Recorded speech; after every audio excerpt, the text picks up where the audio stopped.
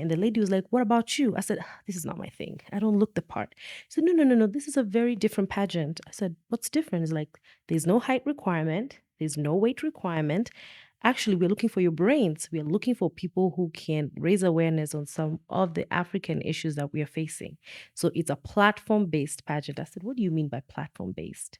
So she says, you have something that is important to you and you'd like to say something about it. You say it in a nice, glamorous dress, walking down on stage. I love that. And I said, I can talk about anything? And she said, yeah, anything. I said, domestic violence. I just hate the way women are just beaten. Oh, these men need to understand they cannot be touching us like that. So I'm not having this episode with her where she's like, okay, great. The passion. Yes, this is the passion we are looking for. You have to do this thing. But we're going to polish you up because you have to make sure you're saying it in a way that others can hear you. Mm-hmm. And so I signed up for the pageant, and I was literally 3 or 4 months into moving from Kenya to the United States.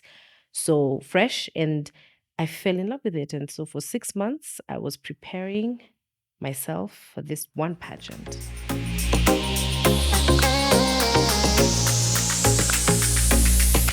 Welcome to the Lioness Grotto podcast. My name is Ananjoroge. In this podcast, we talk about money, beauty, fashion, life, wellness, entrepreneurship, because you shouldn't have to go through life alone. We all can share experiences. Nobody needs to struggle alone. So we embrace the limitless in you as you navigate life as a Black woman, motivate you, encourage you, know you're not alone. Today's topic is a topic that I think is in every mind of every woman, Black or otherwise, and it's beauty standards. But we are adding in something more exciting, pageantry, where you actually put yourself to be judged about your beauty. What does that feel like? And self-esteem. And with me today are some 2 amazing women who have been both in pageantry. They're beautiful. And it's Nyokabi Munyaka and Ruth Kinuthia. And they'll tell us who they are, why they're here today. Why are they the experts in these fields? So, Nyokabi, who are you? Thank you so much for that introduction, first of all. I don't know if I'm an expert, but I may have a thing or two to say. So my name is Nyokabi Munyaka, and I have competed in 2 different pageants before. The first one was Miss Africa Washington State back in 2016, and then in 2017, I competed in the Miss Nations of the World held in Utah State. After that, I was able to partner up and join the Miss Kenya USA national pageant that we run now in Houston, Texas. I've competed in pageants where the standards were different, and I run a pageant that has different standards as well and expectations as well. And I think from my experience, I was able to redefine beauty from the inward versus the outward. So other than that, I am in logistics. That's my career path. I'm a real estate mogul. I love property buying and selling, and the whole process is just, that's natural in me. And I love fast cars, and I love food. That's me. Ruthie? Thank you for having me. I think this will be an amazing discussion for sure. And dating back to when I actually entered the modeling industry, and I'm going to talk about that in a minute, I wish I had such a podcast to listen to that would help me navigate the path. Mm-hmm. So yes, my name is Ruth Kinuthia. I go by Ruthie. I've always had a passion for fashion, beauty, cosmetics. I joined the modeling industry in 2006. I was quite young then. And got into pageantry. I always wanted to do runway, but I found myself in pageantry. Mm-hmm. So I was in the pageant industry, competed for the Miss World Kenya, and I won the Miss Kenya title. So I advanced into Miss World to represent Kenya in the Miss World competition. And that, now when you're in Miss World, is a whole other dynamic. You're grouped according to continents. So at least I made it in the top 5 in the African continent. Okay. And I actually competed also in another pageant called Miss Top Model of the World. It's not as known, but yes, also representing Kenya. And now I'm in the beauty cosmetic industry, and I work as a makeup artist, beauty expert. Yes. That's amazing. So I know you started as a model and you wanted to do runway. How did you find yourself in pageantry? And what was that experience like? So I've always been a tall girl. I never used to like it at all because I was always the tallest in my class and I hated it. I hated it and I used to pray, Lord, please don't let me grow taller. But I found myself with a height, and that's a plus in the modeling world. Actually, now when I was introduced into the modeling world, I'm like, yo, this is a plus for me. Like, it's something that is effortless. I don't have to work for it. I just have the height, which is good. Of course, in the Kenyan industry, the standards are not as strict in terms of body size because I've always been a curvy girl. Even if I was a size what, I would still have curves. Yeah. So I found the Kenyan industry very accommodating, but when you go international, it's a whole other ball game. Like you even start watching what you eat. You drink water and eat carrots all day because the standards are crazy. And then I thought I was tall. You go and meet the Eastern Europeans who are 6'2", 6'3", which is something different. But it's all in all, I think it's been an amazing experience and definitely something to learn from. Okay. And you, Nyokabi, how did you find yourself in pageantry? Is it always something you wanted to do, or how did it come about? And what was your experience? It was a very interesting scenario. So I just moved to the States, and I started to join college, and this lady was setting up a table, and she was like, "We're recruiting for the Miss Africa Washington State. If you want to go into the pageantry, come here and sign up." And I didn't even bother. I was just like, I'm not tall enough, first of all. I've always been curvier and a bigger girl, so I knew already I'm out of the equation. So I passed her and I didn't care for it. But my friend wanted to sign up. So we walked up together and she signed up. And the lady was like, "What about you?" I said, "This is not my thing. I don't look the part." She said, No. This is a very different pageant. I said, "What's different?" It's like, there's no height requirement. There's no weight requirement. Actually, we're looking for your brains. We are looking for people who can raise awareness on some of the African issues that we are facing. So it's a platform-based pageant. I said, "What do you mean by platform-based?" So she says, you have something that is important to you and you'd like to say something about it. You say it in a nice, glamorous dress, walking down on stage. I love that. And I said, "I can talk about anything?" And she said, "Yeah, anything." I said, "Domestic violence. I just hate the way women are just beaten. These men need to understand they cannot be touching us like that." So I'm now having this episode with her where she's like, "Okay, great. The passion. Yes, this is the passion we are looking for. You have to do this thing. You have to do this thing. But we're going to polish you up because you have to make sure you're saying it in a way that others can hear you." And so I signed up for the pageant, and I was literally 3 or 4 months into moving from Kenya to the United States. So fresh, and I fell in love with it. And so for 6 months, I was preparing myself for this one pageant. What does preparation look like for a pageant? So that particular pageant, the preparation was research. So my cause was domestic violence in Africa, particularly Kenya, raising awareness on any resources women can have. If there are no resources, looking for NGOs outside the country that can bring those resources. So when you're speaking on the cause, you're speaking from a point of, these are some of the solutions that we have not explored. So this is the cause. Women are being battered. What is the biggest issue? They're not financially independent, so they stay. How can we make them financially independent? These are some of the things they can do. This is what's already out there in Kenya. Maybe it's saturated or not. This is also what we can get internationally. So, ladies, if you're out there and you see this pageant and you hear me, you have options. Don't just sit there. Find somebody, tell somebody, you will find options. So that was the whole preparation, finding all those resources, verifying them, making sure that whatever I will communicate on that stage, if someone does hear it, it's valid information that they can actually use and say, I had this organization in Nairobi called Women Battered.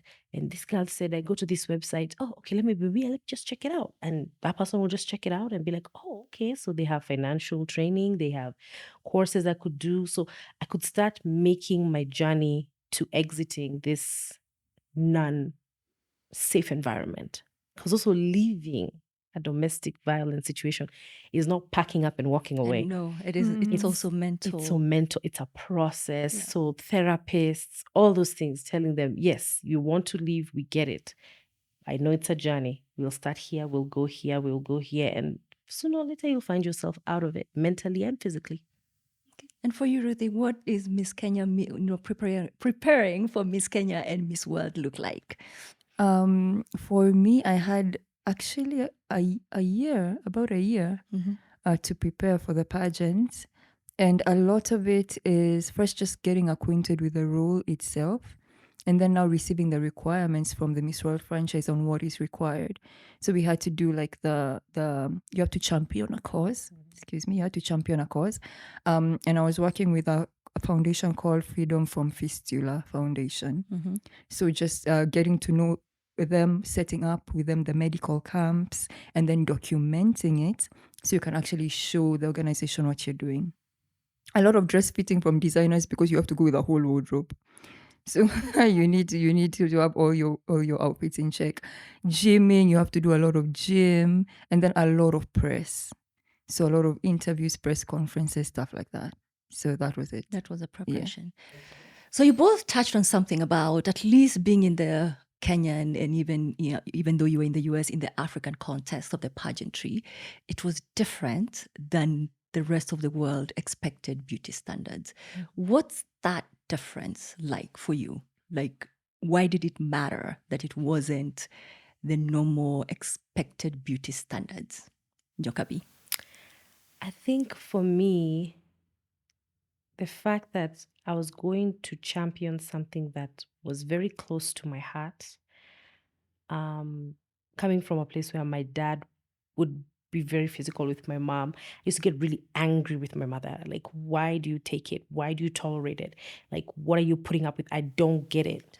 So I felt this is my chance not only to do something I've never done, also speak to my own father, to show him that I saw that. I saw what you did. I didn't like what you did. And I appreciate it. But in an African setting, I couldn't say that to him. Say it, yeah. So this is his way, as he watches me do it, I'm sending a message. That was not good. You may thought you hid it from us, but we saw it. And it's affected me as your daughter. So that is what drew me to feel this is a different pageant. And for me, that's beautiful because I'm choosing to speak to my parent with dignity from a very far distance. I could have called him, I could have told him, I could have been angry with him. But for me, I felt part of my beauty is still recognizing that he is my father. Maybe that's the best way he knew how to run his marriage with the little information he had. But he needs to understand it had some effects on you, on me. So my beauty is choosing to do it that way. That is powerful. Yeah. That's really powerful. And for you, Ruthie, and especially because you did both Miss Kenya and Miss World, what are the differences between the two? I mean, they're worlds apart. Absolutely worlds apart. Everything from even the sponsorship that the local event gets and the exposure that it gets, the perks that you get as a title holder versus the perks you get as an international Miss World holder are so different. Also in regards to, now this is when it comes to being very aware of your African body. The fact that you just naturally have curves. I mean, in the country you're celebrated, but out there it's like, it's not a plus for you. No, okay. It's not a plus for you. So the difference in standards, body image wise, in terms of funding, of course, in terms of exposure, is worlds apart. I remember going to the Miss World competition, and at that time there were 109 countries. 109 countries, all beautiful girls, all, decked up, beautiful, lovely gowns.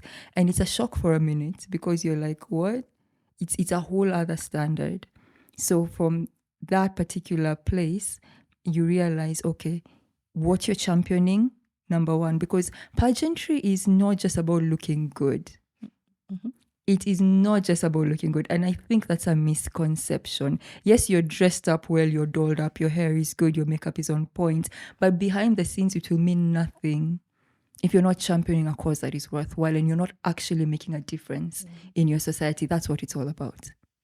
And I'm glad you bring that up because we were talking about it earlier. Pageantry is looked as, most people don't understand it. It's beauty and parading yourself.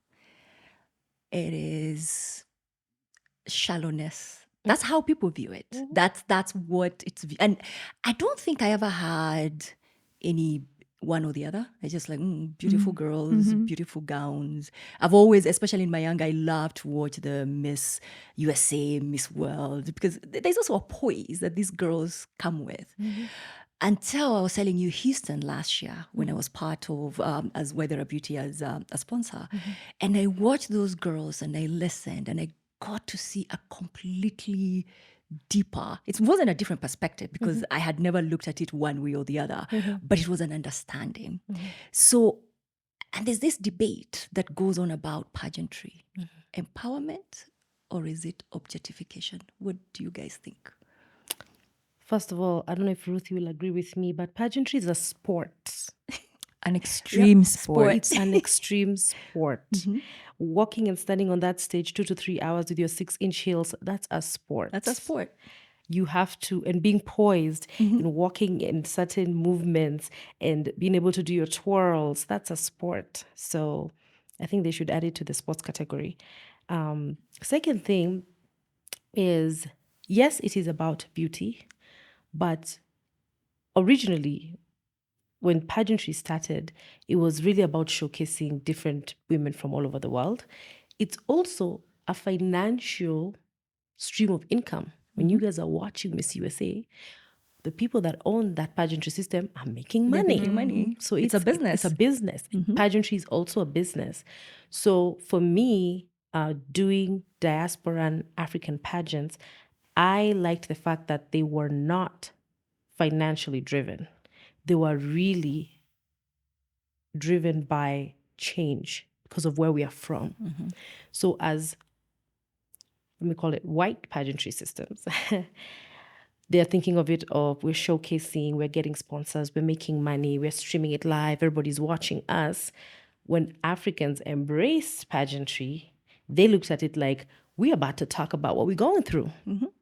This is not about the money. It's about this is what our country is going through. And we're going to do it in a fashion where everybody will want to listen. And that's putting a beautiful girl in a beautiful dress, putting her on stage. Because they wouldn't listen. We've tried to speak about these things. So I think from an African perspective, when now Africans moved to the US and they looked at pageantry, they saw it as an opportunity to voice their situations, voice their whatever it is that even struggled and traumas and frustrations and speak, because we don't speak. No, we don't. We actually about don't speak anything. No. Everything is hush hush. You shouldn't say that. Yeah. And it's so, let me tell you, it's so trivial to a point where if I came home drunk, my mother would rather lock me up, sober me up, just so my father doesn't know that the daughter came home drunk. In white society, the white parents sit her down. What happened? You are drunk. You are nini.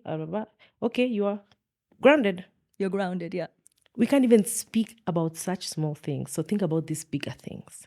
So I think, and I feel, when the diasporan community discovered pageantry and they were like, what can we do with this platform like any other platform? They felt, this is our chance to speak. And it seems like they listen when a girl is dressed in a pretty dress. In a pretty dress. So why not? Unfortunately, it's the world we live in. So why not? For you, Ruthie, empowerment, objectification? I think it depends on what side of the coin you're looking at it from, because it is definitely empowerment. When you put a girl with a worthy cause, championing a worthy cause on an international platform, poised, articulate, and is able to speak about the cause and highlight their nation. Because when you go on such an international pageant, you're supposed to highlight your nation. What's good about Kenya? Like, talk about the strengths. Is it the tourism? Is it the agricultural sector? So on that particular platform, you're actually like a tourism, Ministry of Tourism right there. So people get to zero in on your country and see, oh, okay, this is beautiful. Your culture, your heritage is unique. So at that point is definitely empowerment. And the fact that even as a pageant holder, as a crown holder, when you speak, it's true, people do listen. They listen. Now, the thing is that you have to say something worth listening to for them to listen. but they will listen. And your voice is heard. And for me, I've never done pageantry. I've just, I love beauty. I think you guys know this. In every form it presents. So I've always loved them. But seeing those ladies and the causes they were championing and how young some of them were to even just be that self-aware to champion that when they could be living their best lives in the US, especially. Yes, like, absolutely. Come on. And also the vulnerability to put themselves out there to be judged. And the strength. I looked at it, I was in awe. I had never thought about it that way. The poise. You put yourself on a stage for other people to judge you. You trip, you're judged. Anything you do. And I had respect. And not only that, if you remember, most of the causes were very personal. Actually, each cause was very personal. Yes. And I got to speak to the ladies. Yeah. So you're not only being judged with your body, we're also judging your decisions, your background, where you're from. What you've been through. Yes. And you've put yourself out there because you want to champion that cause and make the world aware and make yourself better. So, Ruthie, you mentioned, internet Kenyan stage, you're tall, you're beautiful, you're everything. International stage, now you feel like the dwarf. Yes. You feel like the dwarf. Right?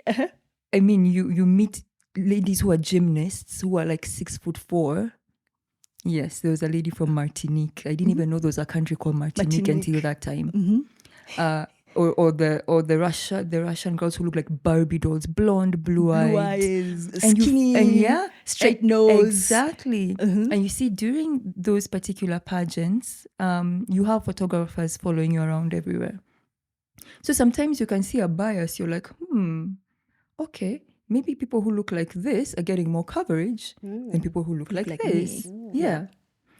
And the fact that, again, the curves internationally, okay, now there's plus size models, but before it was not as forgiving as it is right now or as embracing, especially on international platform. They actually, the franchise will write specific measurements that you have to meet. You have to meet. So did that make you feel, self-esteem issues, a little judge yourself or feel like you're not good enough, like, your beauty is not as celebrated? Absolutely. Or it's not enough? I won't even say otherwise. That is exactly it. Because it gets to a point where you're so many, and I mean, you all can't win. You see, you all can't win. In the conventional sense, like there is going to be one winner. And seeing the requirements they put up, you do look at yourself. Certain times, like, okay, do I need to do more? Or is this good enough? And I did struggle with that a lot, especially in the preparation. Because you see, when you're on the Miss Kenya platform, you're okay because it's national. But when they send you the requirements that you need to meet to go international, then you're like, am I even going to make this? Am I going to transform to this degree? Yeah. Yes.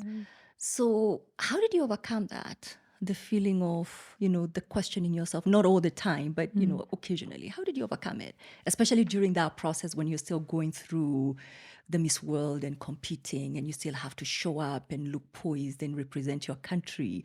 How did you overcome not letting that show or not letting that put you down?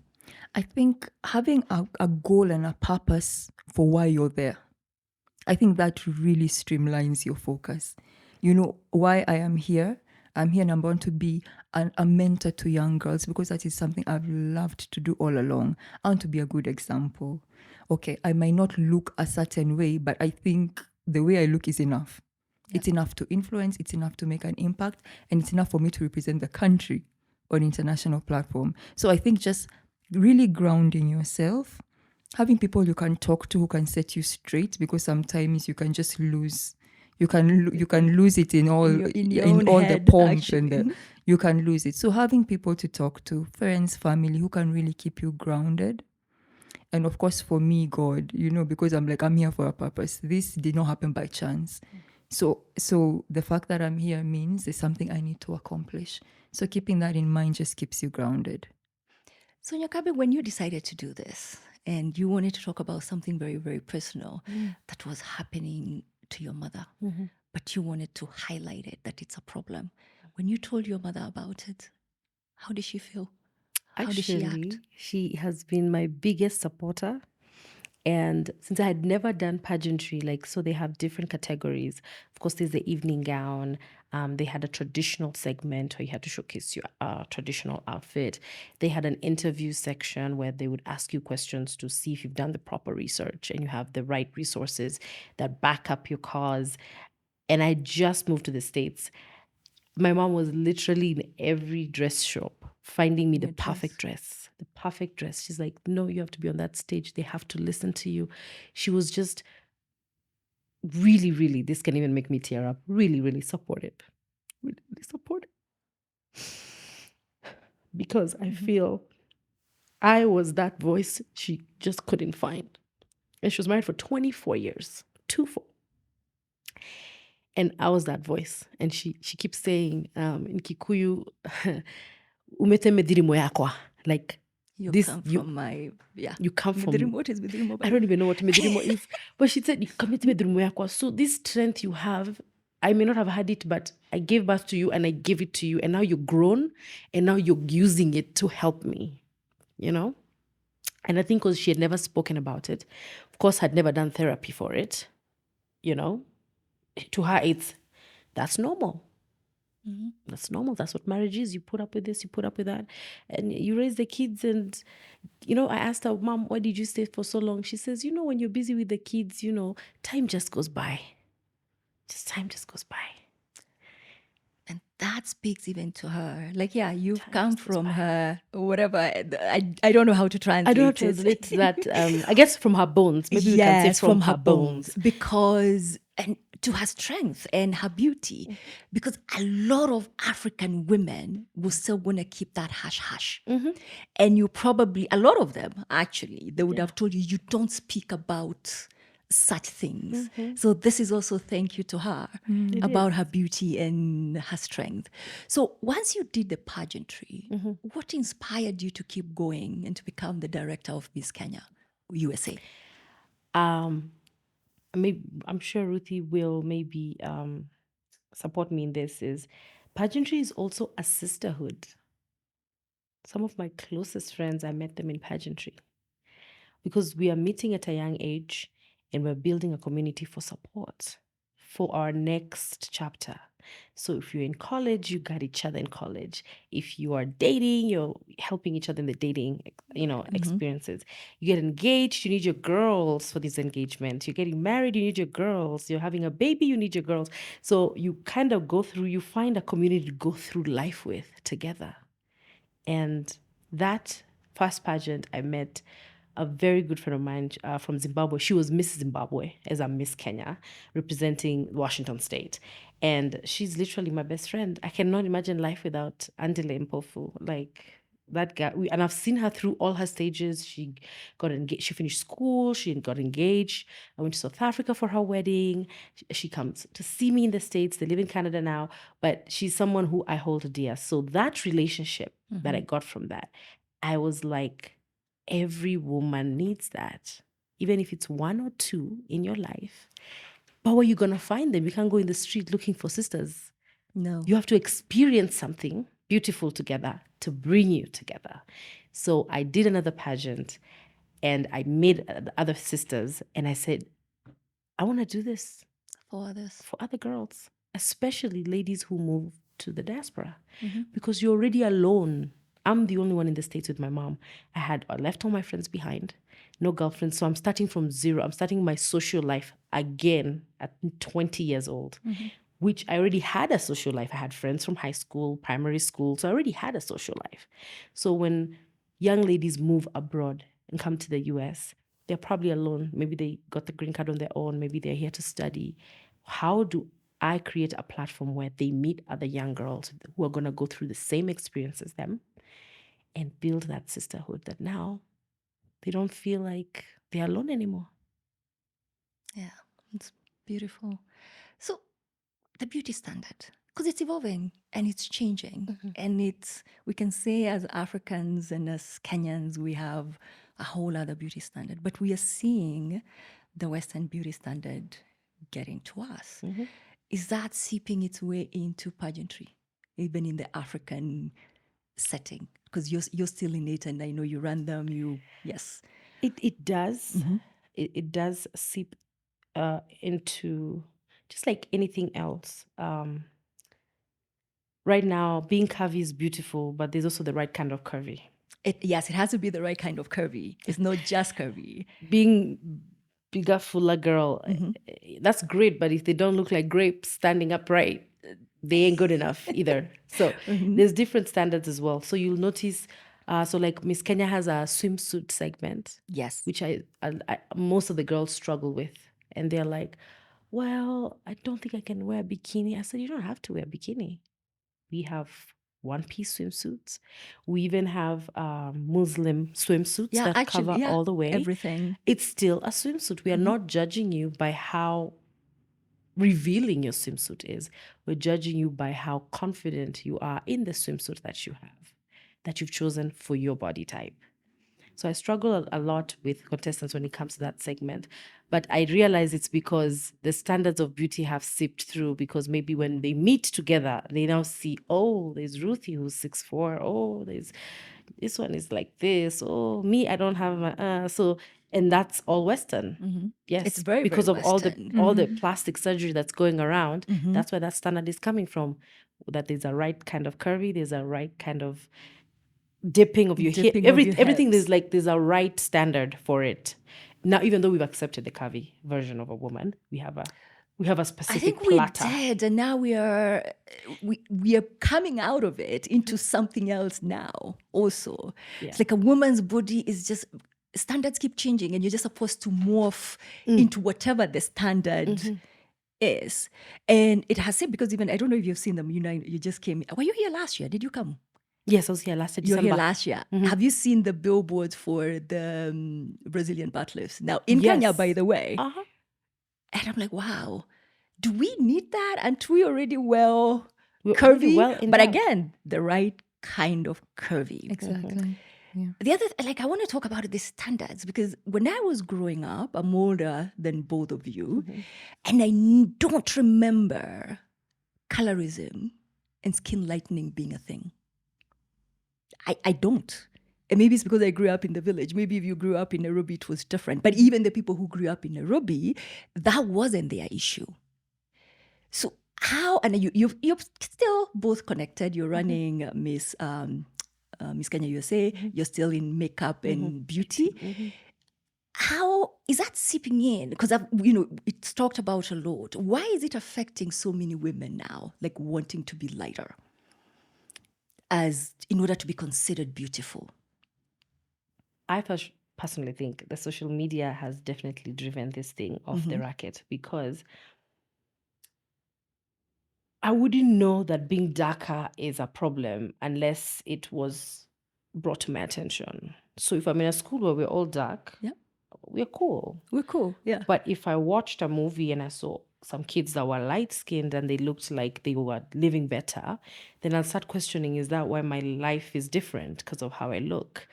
Same case comes to all the influencers and all the marketing that's been happening within Nairobi or within the country. People tend to steer towards those kind of looks, lighter looks. Also, if you don't steer towards those lighter looks, the photographers now can lighten you. So I meet you and I'm like, oh, I didn't know you're this dark. Because the whole time I watch you on your You're podcast, so light. on your shows, you are a different color. Makeup artists, they can do that to you. Yeah, makeup too. artists can do that. So Mm-hmm. if that's what's mainstream, I'm just seeing lighter and lighter women, lighter and lighter women in the industry. And when I open my TV or my whatever it is that I watch, or my TikTok stories, and all I see is Anna is light and everybody's liking her without me knowing that you're not even really light-skinned, Mm-hmm. I'll start feeling maybe that's what I need to do to move my product or push my content, because people are steering towards that. But it's all, I believe it's all in the mind. It's really not that serious. It's really just in the mind. People think people who are light-skinned have better opportunities, but in real sense, not really. It's in the mind. And I think the reason it's becoming a big deal, because these young ones are really struggling with it. And a lot of them are ending up using really damaging products to just look lighter. And there is this thought that because I'm lighter, I'm going to be more attractive. People are going to like me more. Usually, it's mostly men are going to like me more. And I think I didn't realize this, Ruthie. I only heard it a couple of years ago. Apparently, it even has a term, or it did. Rangi ya thao in Kenya. Yes. Ah, yeah. Yes, it's called rangi ya You know, when I yeah. heard about what? And so, what does that actually mean? Does that mean you're more expensive, you're more admired? What does that mean? What does rangi ya thao mean? But think about it. It goes back to our colonial times. Yeah. We were colonized by white people. So light-skinned women are closer and closer to look like a white person. To look like a white person. And we've always glorified a white person. So the next class of people we can put up there after we put the white person is the light-skinned person. Even guys, there's some light-skinned guys feel themselves, Bana. They feel they do. rangi ya thao. They feel rangi ya thao. They feel you can't talk to them.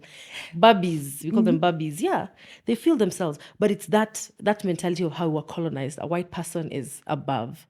And even if you look at the Black American history, lighter skinned women did house duties. Yeah. Darker skinned women went to the outside. fields. Yeah. So that's already ingrained that we have white people, we have light skinned people, then we have black people, then we have really, really dark people. So that's so where you want to fall is up to you depending on how much you want to spend. But those are the classes. Those are the classes. Ruth, you're not necessarily light. Have you ever felt that you needed, because you're just brown, you're normal, you know. Did you ever feel the need to look lighter, especially when competing in this pageantry? Actually, never. And I'm so happy because I've never thought about skin lightening, those treatments that bleach, never. But in the beauty industry, the amount of messages I get, emails, DMs that ask where can I buy bleach or where can I get skin lightening treatments is insane. It's absolutely insane, and it's real. The number of people who are like, I want to be lighter. And I even ask them, send me a picture, let me see. And I see the picture, and these are beautiful women. I'm like, why do you want to do this? Because there's no going back from it. Actually, once you start, you better be able to sustain it, because there's no going back from it. There's no going back. Yeah. So for me, I've never struggled with that. And I'm grateful I haven't. And actually, when you were talking about, the beauty industry, it comes in trends. Yeah. There was a time that, being very light was trendy. And there are people who did the skin lightening treatments. And now Lupita comes onto the scene and she's a dark girl. And the whole fashion, New York fashion, we call these high-end fashion weeks, have all very dark skin models. So everybody now is looking at that natural dark, black beauty look. So there's never a standard. It keeps changing.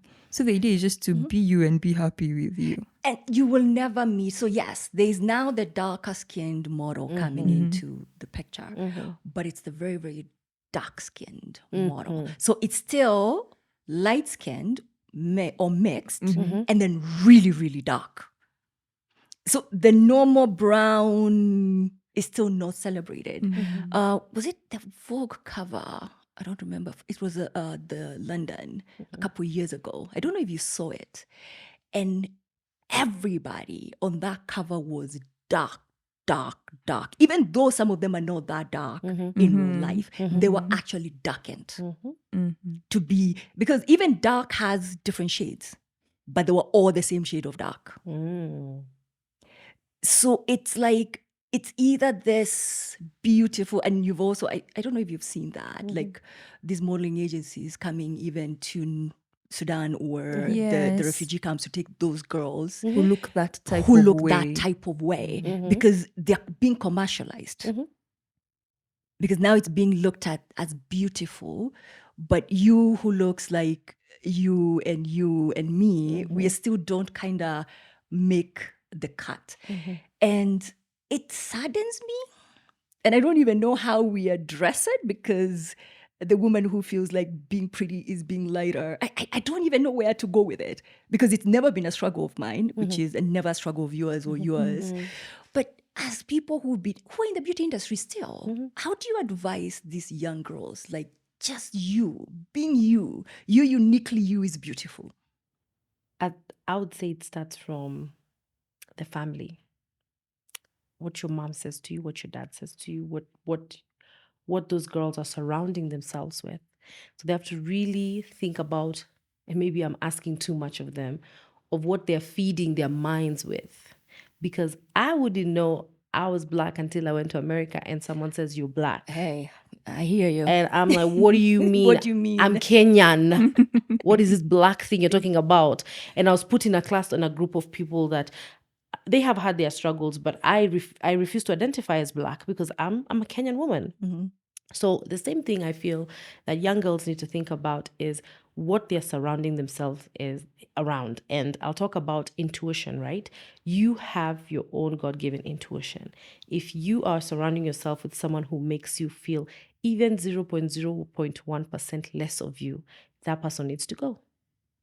They don't need, nobody should make you feel any less of who you are. So if you start getting rid of those energies, then those things will not creep into you. I've lived in the States for 10 years. Botox, butt lifts. Yep. They're like They're the smokies standard on the now. street. Yeah. They're doing this thing right now. They're doing something called non-invasive lipo, and it's where they can suck fat out of everywhere: your ears, your eyes, your nose, everywhere you feel your fat. Even if it's just this corner, they will suck. And it's cheap. It's not expensive, and a lot of my friends are doing it. A lot of people at work are doing it. But in my mind, I respect the decision, as they should. But I choose to not let that influence me. So I will not wear a crop top because my stomach is not flat. I will wear my crop top. So the same thing I would say to the young ladies is keep those negative energies away from you from a very young age. Because that confidence, you can't build it in a day. This is 30 years of confidence sitting right here. So if you start letting people break you down, you're going to be 30 years broken, 10 years broken. It will take you another 20 40 years broken. 40 years broken. It will take you a long time to be confident about your skin and your body or whatever it is that you're kind of insecure about. So start at an early age to cut off those energies that make you feel less of who you are. And you'll find you'll grow into a very confident woman where nothing scares you.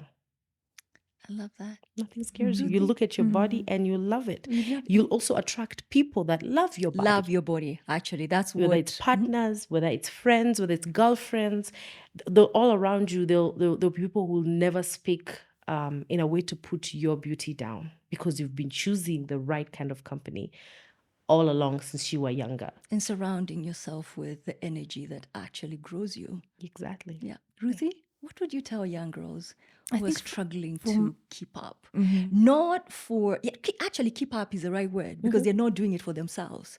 They're doing it for others. Interesting that you should mention that because they rarely do it for themselves. It will never be, I want to be lighter for me so that when I look in the mirror, never. No, It never it's is. never about them. Yeah. And just exactly what she mentioned is having the proper foundation. But you see, at that point, when you have a proper foundation and just building the confidence, and that really just boils down to the family unit. It really does. Because at that age, at that young age, you do not have the filters to see, okay, this is good, this is bad. At that point, you're just wide open. So you take in every negative perspective or positive. You just take it all in. So having, yes, a family unit that builds you, highlights your uniquenesses, just makes you know that you're enough as you are. And then as you grow older now, when you have the self-awareness, now starting to limit the influences that are around you. Social media is huge for this generation. Yeah, they Not even live in it. social, just media in general is huge. Everything from movies to music videos to pop culture, fashion trends make you think that if you wear this, you look good, but you have to have a certain body to wear wear this it. and look like that. So learning to embrace yourself. And I know it sounds easier said, but truly learning to be comfortable with yourself and loving yourself goes such a long way. And I absolutely love what you said about limiting the influences around you, even friends. Like if they take from you even 1%, then they don't deserve to be in your life.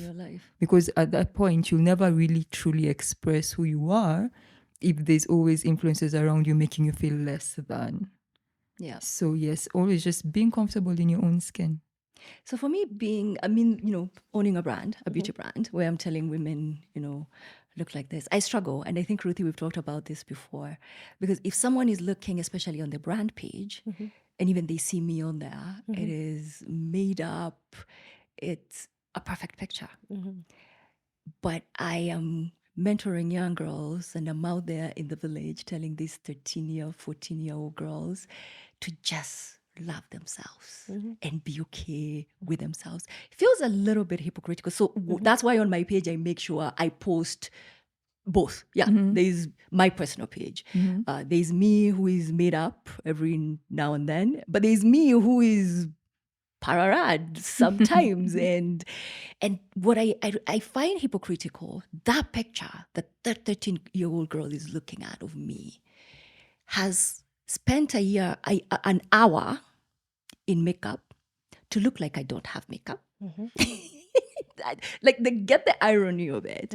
There's a stylist, there's a professional photographer, and even after all that, the picture is edited. Wow. But this 13-year-old girl is looking at that image and going, wow, I'll never look like that. And they forget no one does. So how do we tell them so they can hear us? Because we're not talking about it at home. I've talked about this. The first time anyone ever told me I was beautiful was in the US at 22 years old. So no one is telling them. The influence is social media. It's easy to say, just be yourself and love yourself. But how do we teach them to do that? I'd say that we also need to teach them that it's okay to enhance your beauty. You already have it. I have cat eyes, so I always try to do something that makes my eyes look Stand out. out because I have cat eyes. Some people have dimples, or they have those marks you're born with, like over here. What were they called? At the time they were called beauty marks. People even used to put them with eye pencil. Exactly. Yeah. So you have that. Don't cover it when you do your makeup. That's your beauty. Leave it. Leave it open. Some people have natural lashes that are just glowing. Don't put extra lashes. You Just have let natural yours lashes shine through. So she can use mascara. She doesn't have to put the extra lashes. So I think teaching them that it's okay to enhance your beauty, to increase your confidence, but you don't need to alter your beauty. Yeah. So if you're dark, you can be dark, enhanced, and beautiful. If you're light-skinned, you can be light-skinned and beautiful, and all you have to do is enhance your light-skinnedness if that's what your beauty is. So I think that distinction is what we need to teach them, that you're already beautiful, but there are tools to enhance it. And it's okay. Like the way we wear heels. Yeah. It helps your posture look better. I haven't changed my hips. I haven't changed my waist. It's the but same you one, already look but I look better Yeah. because I'm in a pair of heels. And it's something that I can take off and I'm back to normal. But what the world is teaching these girls is you are doing a 360 on your whole identity. It's on actually everything they've God coined gave a term you. for it, manufactured beauty. Literally, it is now manufactured. And it's a standard that we are trying to live by, but it doesn't exist. It doesn't exist.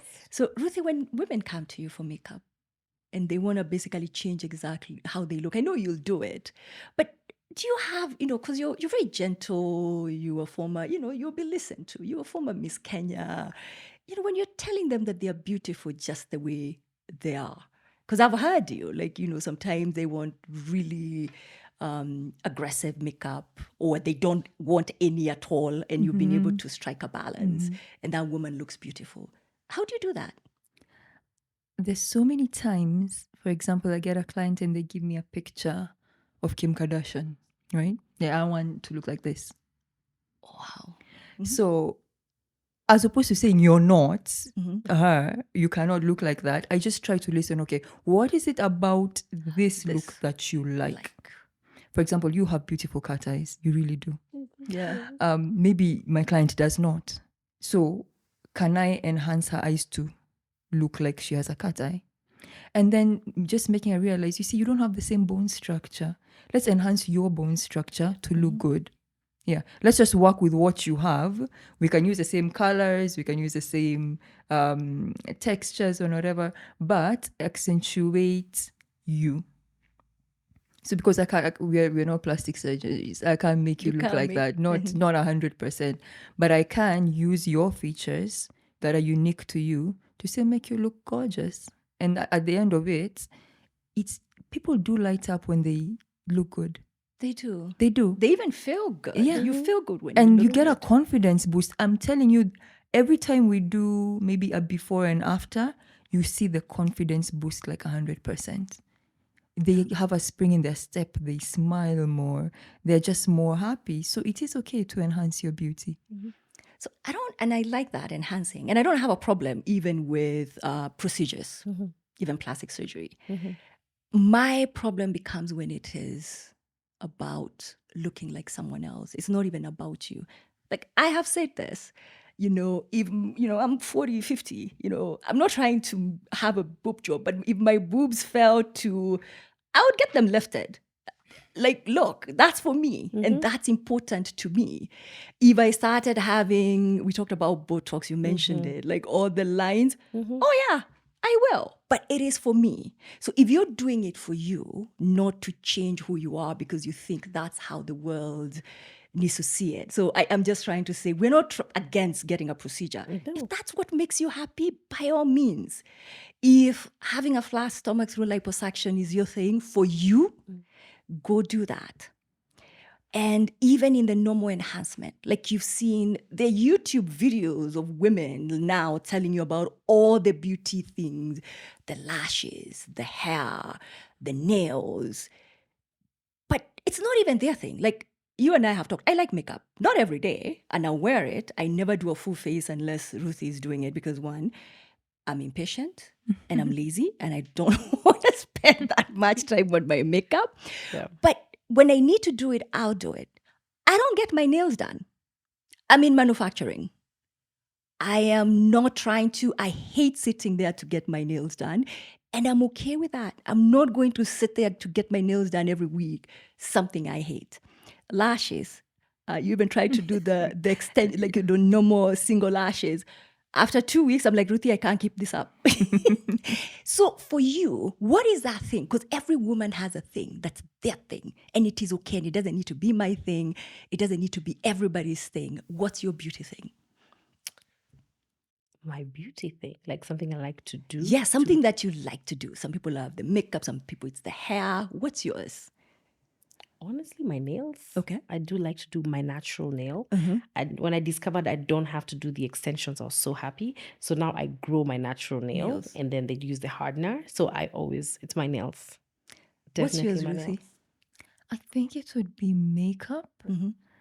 Just because, okay, two reasons. First, as a beauty queen, and let me just get that out there, you have to be in character all the time.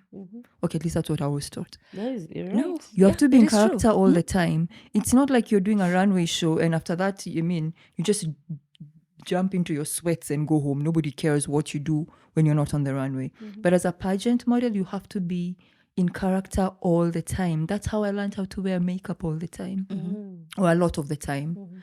So, and then now coming into the beauty industry, it's also for me part of my work, because if you come and do makeup for a client and you're not wearing any, chances are maybe the confidence is not, they don't have a vote of confidence. They want to see you and think that you have the ability to transform them. Yeah. So for me to be makeup, I don't wear full face of makeup every day. Let me just get that out there. Just very light coverage and brows for me.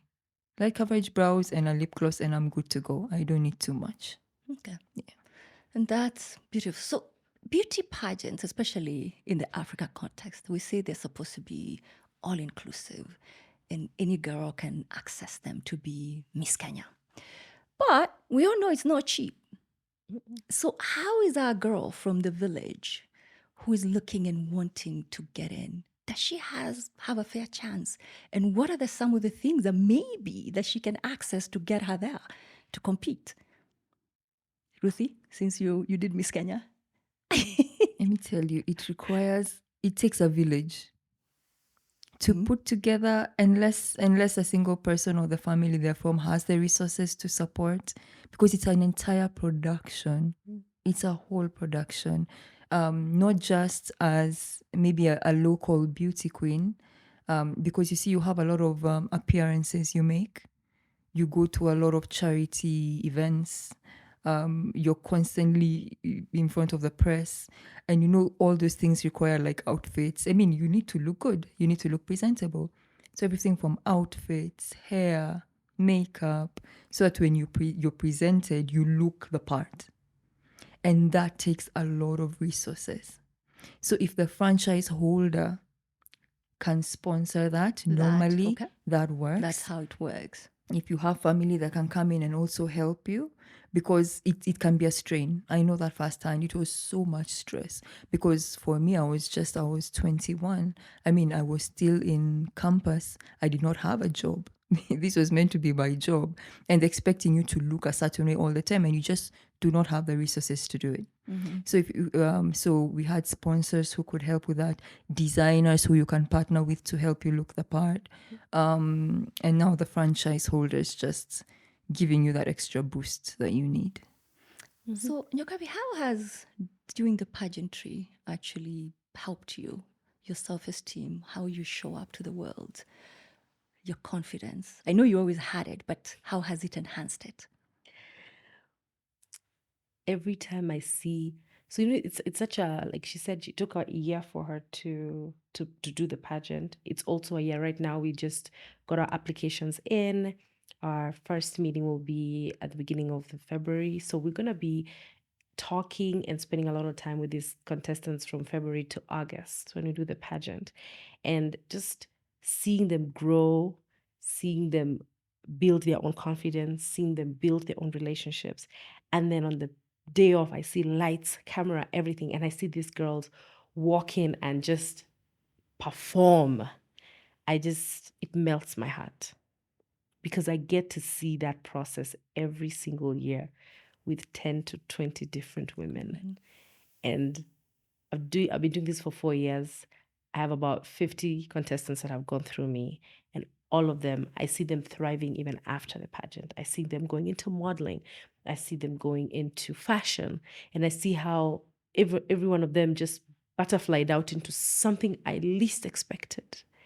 And so when I show up to the world, I show up very humble, because that's something that I get to see and enjoy. And it's something that I created, me and my team created. That's amazing. It's something I've created, something that I will live to It's actually see. giving back, because I've And it's seen giving even the back. ones from last year, because now I follow them and I've seen the amazing, great things they're doing out there. And you gave them the platform, Yeah. or Miss Kenya, actually the pageantry gave them the platform Yes. to go out there and do that. There's a term that's used a lot, and some of these procedures are actually being, pretty privileged. You're a beautiful woman, Ruthie. Is that something you've experienced? Do you think you get more leeway, people treat you a little bit differently because you're beautiful? To be honest, I don't think people know this. I was a tomboy. I was such a You never, I am tomboy. one, but you never come off as one. I know. Yeah. I think also the pageantry just helped like shape me up a bit and scrap off the rough edges. But I was a complete tomboy. So in my mind had not transformed. So I did not think people are treating me differently. I just thought that everybody is treated like this. Because in my mind, remember, yes, I'm dressed up good, but in my mind, I'm still that tomboy. You're still the tomboy. I'm still the person who wears her brother's clothes and shoes and, So is there a different, there are instances where you do feel treated maybe differently or get maybe other privileges, maybe better treatment, or maybe just people being more accommodating of you based on how you look, or maybe you just maybe you just show up in a way. And especially as a beauty queen, it's like you have this enchanting aura about you. You're wearing your crown, you're wearing your sash, you're in your heels. Of course, you take people in simply based on how you look. So maybe based on that, yes, people tend to be more accommodating. Okay. Yeah. What's your experience, Nyokabi? I think pretty privilege is real, and it's nothing to be ashamed of, because everybody's beautiful. The question is, do you know how to show up in your natural beauty so you can get the pretty privilege? Because if you're showing up angry, upset, attitudical, of course you're not going to get the pretty privilege. No, you still have to show up as human. So, Katya's, yeah. So pretty privilege exists, and unlike white privilege, it's accessible to everybody. Yes, just know how to tap into your pretty privilege. That's actually the big, because there are some people you've met that you wouldn't consider them not, like, really, if you looked at the facial features, you wouldn't call them pretty or beautiful, but they have this beauty that radiates from within, that just Your personality. brings everyone their personality, who they are, how warm they are, their kindness. But that's not something women are told. We are just told you need to just show up. And, we've all been through life, couple decades around the sun. And we know this. Somebody can be beautiful, gorgeous, but if they have bad attitude, you actually don't even see it. You don't see it. You don't see it. You don't appreciate it. Parting shot. What do you want to tell women? We're not just talking the young girls. Now we're even talking women. I'm in my 40s. Even we are struggling as we are aging. Still, how to appreciate yourself.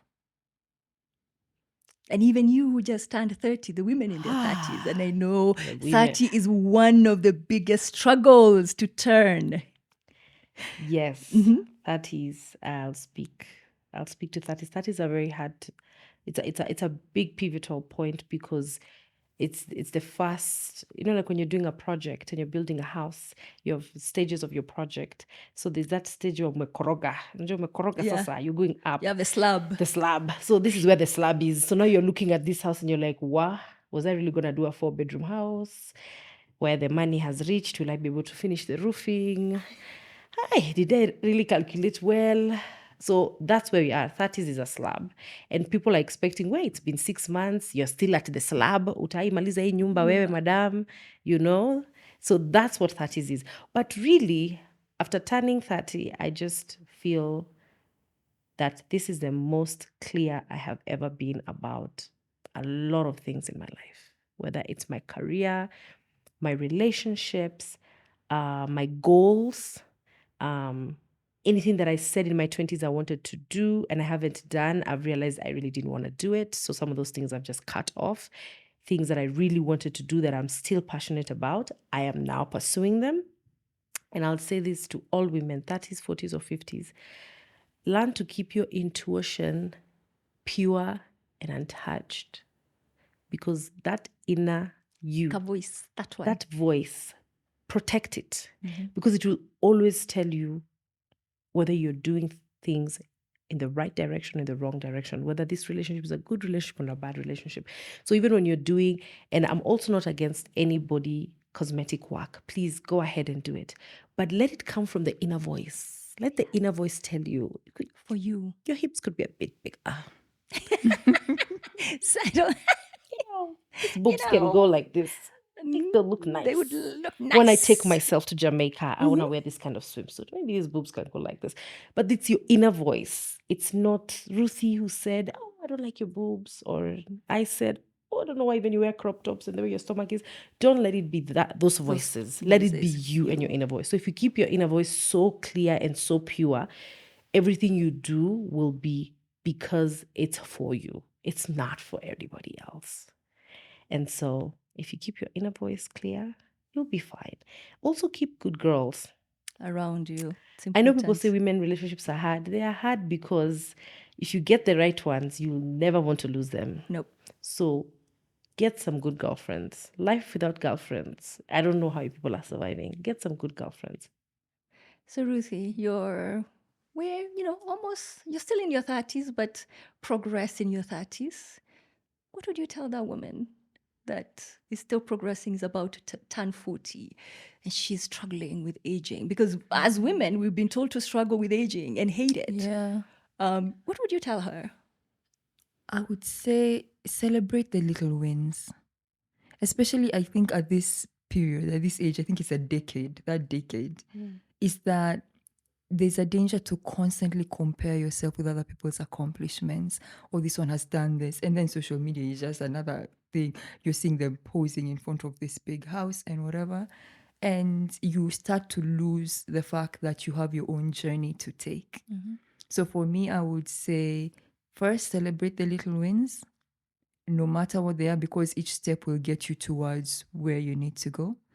And then stay joyful, stay positive. Always, always be grateful for every day, for every situation. Because I found that in tough times, or even in the situation that we are now as a country, sometimes you find that there's a lot of negativity, and negativity just sucks you dry from any sort of enthusiasm or hope that you need for the future. So stay positive always and stay grateful. And just take it one step at a time, you'll get there. So thank you so much, Nyokabi, Ruth, for this really enlightening conversation and being so honest and candid, especially having gone your journey as pageantry, where standard of beauty. I need to look like this. So thank you very much. I appreciate you coming. Thank you so much for watching and listening. Embracing your beauty is, wow, a phenomenal thing, very freeing. It's how you show up. Remember, beauty is from within, but from outside, it's also okay. There's nothing wrong with enhancing it.